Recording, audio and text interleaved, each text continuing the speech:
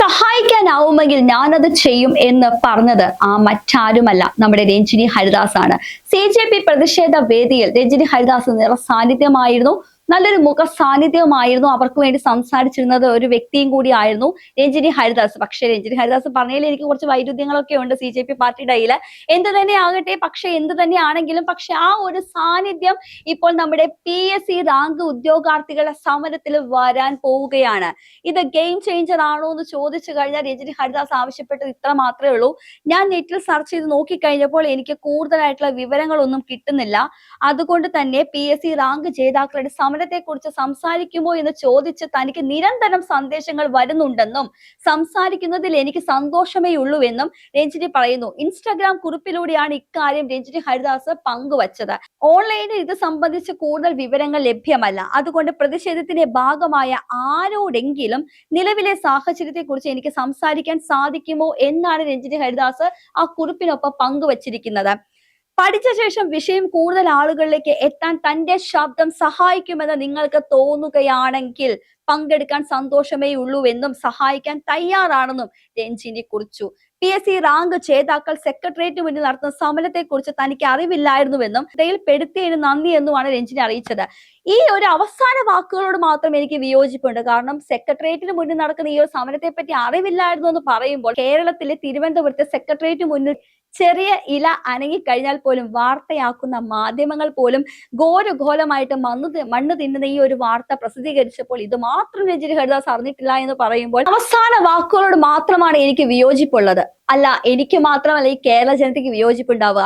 കേരളത്തിൽ ഇത്രമാത്രം ഒരു സമരം നടക്കുന്നു. PSC ഉദ്യോഗാർത്ഥികൾ മണ്ണ് വാഴ്ത്തുന്ന സമരം ചെയ്യുന്ന ഈ ഒരു വിവരം രഞ്ജിനി ഹരിദാസ് അറിഞ്ഞിട്ടില്ല എന്ന് പറയുമ്പോൾ, അറിവില്ലായിരുന്നു, തന്റെ ശ്രദ്ധയിലേക്ക് അത് പെടുത്തിയതിന് നന്ദി എന്ന് പറയുമ്പോൾ അറിവില്ലായിരുന്നു എന്നൊരു വാചകം അവിടെ അപ്രസക്തമല്ലേ എന്നാണ് എനിക്കും ഈ കേരളക്കരയ്ക്കും ചോദിക്കാനുള്ളത്.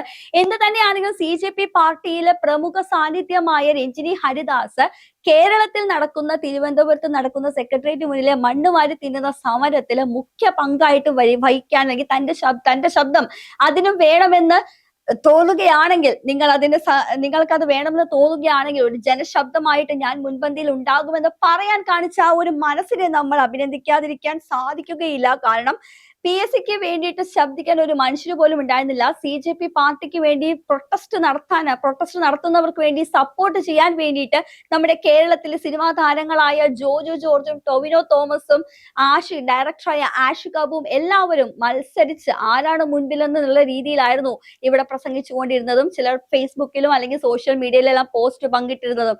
പക്ഷെ ഇവരാരെയും PSCയുടെ ഒരു കാര്യത്തിൽ പോലും ശബ്ദിച്ച് നമ്മൾ കണ്ടില്ല. മൗനമായിരുന്നു. മൗനം വിദ്വാന ഭൂഷണമായിരുന്നു. ആ മൗനത്തെ ഭേദിച്ച് ഇപ്പോൾ ശബ്ദിക്കാൻ തയ്യാറായി വന്നിരിക്കുന്നത് നമ്മുടെ രഞ്ജിനി ഹരിദാസ് ആണ്. അതുകൊണ്ട് തന്നെ നമുക്ക് രഞ്ജിനി ഹരിദാസിൽ കൂടുതൽ പ്രതീക്ഷ അർപ്പിക്കാം. ഇനി ഇതൊരു ഗെയിം ചേഞ്ചർ ആണോ എന്ന് ചോദിച്ചു കഴിഞ്ഞാൽ ഇനിയുള്ള രഞ്ജിനി ഹരിദാസിന്റെ തീരുമാനത്തെ മാത്രം ആശ്രയിച്ചിരിക്കുന്നു. രഞ്ജിനി ഹരിദാസ് അവിടെ വരുമ്പോൾ കൂടുതൽ ആക്ടിവിസ്റ്റുകൾ അവിടെ വരുമെന്ന് നമുക്ക് പ്രതീക്ഷിക്കാം. എന്ത് തന്നെയാണെങ്കിലും PSC ഉദ്യോഗാർത്ഥികൾക്ക് നീതി കിട്ടുമോ എന്ന് ചോദിച്ചാൽ നീതി കിട്ടട്ടെ എന്ന് മാത്രമേ നമുക്ക് പറയാൻ കഴിയുകയുള്ളൂ. ഇത്രയും നാളുകളായിട്ടും അവിടെ സമരം ചെയ്തുകൊണ്ടിരിക്കുന്നവർ, തിരിഞ്ഞു നോക്കാത്ത മുഖ്യമന്ത്രി ഉൾപ്പെടെയുള്ളവർ ഇപ്പോൾ നാണിച്ച് ലജ്ജിച്ച് തല താഴ്ത്തേണ്ട സമയം അതിക്രമിച്ചിരിക്കുകയാണ്. ഇനി രഞ്ജിനി ഹരിദാസ് ഈ സമരത്തിലേക്ക് വന്നു കഴിഞ്ഞാൽ ഏറ്റവും കൂടുതൽ സൈബർ ബുള്ളിങ് കിട്ടാൻ പോകുന്ന ഒരു വ്യക്തി കൂടിയായിരിക്കും രഞ്ജിനി ഹരിദാസ്. ഇത്രയും നാള് രഞ്ജിനി ഹരിദാസിനെ തലയിൽ വെച്ച് നടന്ന ലേഡിയാണ്, അയൺ ലേഡിയാണെന്നൊക്കെ പറഞ്ഞ് വെച്ചുകൊണ്ടിരുന്ന പറയും നേരെ തിരിയാൻ പോകുന്ന അവസരം കൂടി ഈ ഒരു സമരവേദിയിലേക്ക് വന്നാൽ നമുക്ക് കാണാം. സൈബർ സഖാക്കളുടെ അറ്റാക്ക് ഏറ്റവും കൂടുതൽ നേരിടാൻ പോകുന്ന ഒരു വ്യക്തി തന്നെയായിരിക്കും ചിലപ്പോൾ രഞ്ജിനി ഹരിദാസ്. എന്ത് തന്നെയാണെങ്കിലും രഞ്ജിനി ഹരിദാസ് ഇതിലൊക്കെ ഒരു ഇനിഷ്യേറ്റീവ് എടുക്കാന്നുള്ള രീതിയിൽ പറഞ്ഞു വെച്ചെങ്കിൽ തീർച്ചയായിട്ടും താങ്കൾക്ക് ഒരു അഭിനന്ദനം അറിയിക്കുകയാണ്.